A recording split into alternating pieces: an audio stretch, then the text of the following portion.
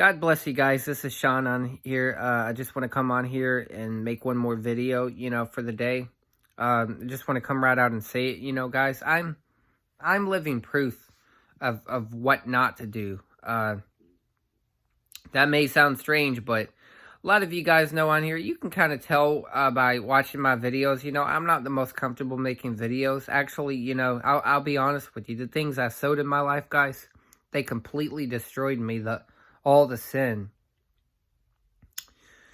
I just want to maybe use myself for a good example of what not to do. That's why you should turn from the sins. All those sins in those movies and TV and all that just destroyed my life. I mean, I'm saved today. Don't get me wrong. I'm saved. I'm out of sin. But my confidence and my love, my relationship with people, all that stuff was thrown down because of sin. The sin that others did, and to me, the sin, me receiving that cup of the Lord's indignation when I drank of it, the wine of the wrath of Babylon. And looking at watching all those evil movies, which took my confidence away, filled me with fear of demons. And I've overcome those to a lot of degree, but just fear in general, when you have it in you for a while, it's like fuel, guys. It's like fuel, and it will just really fuel your body in a negative way. And it's why I've been, God, He told me to my face I was Elijah. But go look in the Come Near Elijah codes. He told me that in a dream, that I was the third Elijah He was supposed to send. But go look in the Come Near Elijah codes. It said, speaking of, and the world, because how they have like Bible codes, and they find the every 7 letters, or maybe every 100 letters, or every 7 letters is a message, spells out a word. Well, go look at those Come Near Elijah codes. Google them. You'll see all the stuff about me. It says we utterly destroyed the living one. That represents the world speaking for that. God was speaking in the codes as if what the people did, they destroyed me. The world destroyed me, and so in those things. The devil did that. My parents brought in those evil movies as a 4-year-old.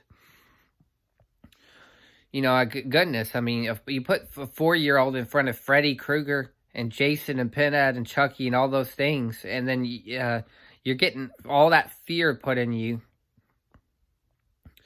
Not to mention, you're getting rejected at school, bullied at school, and then attacked. It keeps that fear fueling. You don't trust anybody. So I was just on the run. I mean, you talk about, you ever seen people, guys on cocaine, how their heart is always racing? That's how mine was a lot of times. I get shortness of breath around people a lot. I even do, sometimes on here when I make this stuff, and I'm not the most comfortable. It's just because I was destroyed. I mean, go look at those codes. It'll explain that, and the way I kind of move around, guys, because when you get hit in the head spiritually with that stuff, the rejection and the mockery and being made fun of, you just don't feel comfortable. You just feel that fear and whatever. And I'm not trying to do this to get people to be afraid or anything, so don't worry. I'm just saying I'm the living example of what not to do in life. I mean, I'm good now. I'm serving the Lord now, but the things I sowed in my life were not good. And I'm just coming on here so you can see, let this be, therefore, a warning to you of the effects of sin, what sin does, and don't touch any of it, guys. Don't touch the pornography. Don't watch those evil movies anymore, and don't let, and forgive the people, and pray for your children, guys, parents out there. Pray for your children that they're not getting bullied, and talk to them. Nobody asked me what was going on with me ever, if I was being bullied, but talk to them. Talk to your children. If they're getting bullied, pull them out of the school. Put them in a private school or something, because that messed me up, guys. I just couldn't even concentrate on the math or anything.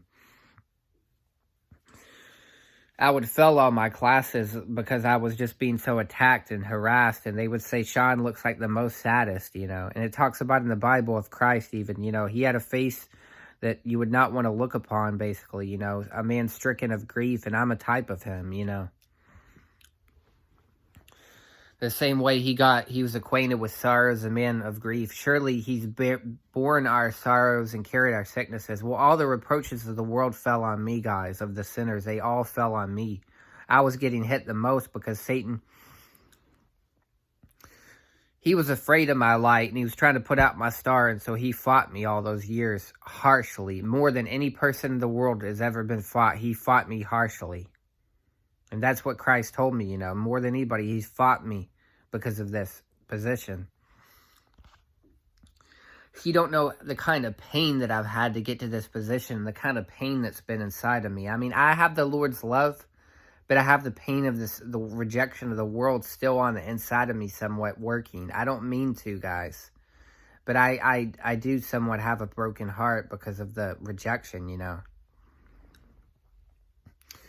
And I feel that tension sometimes, and you see it looks like I'm kind of gritting, like I'm not comfortable. It's just because I was living on edge all the time because I was getting attacked, guys.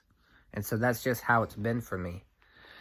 And so I'm sorry I'm not the most well-spoken. It's just because of those attacks. But I just wanted to come on here to tell you that, guys, that not to be dipping in your hands into the world and understand that you're not the only one that's having trials. And I understand what you're going through, your pains and everything. I'm not saying I'm not, because I'm trying to bear with you. You can understand where I'm coming from, guys. That I'm going the same thing you're going through, I'm going through also. And more so me being called to this Elijah position. I had so much weight on my shoulders, guys, and it's not as glamorous as it looks or anything. But I love you guys. I'm praying for you.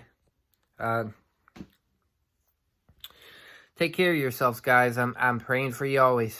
Until next time, shalom.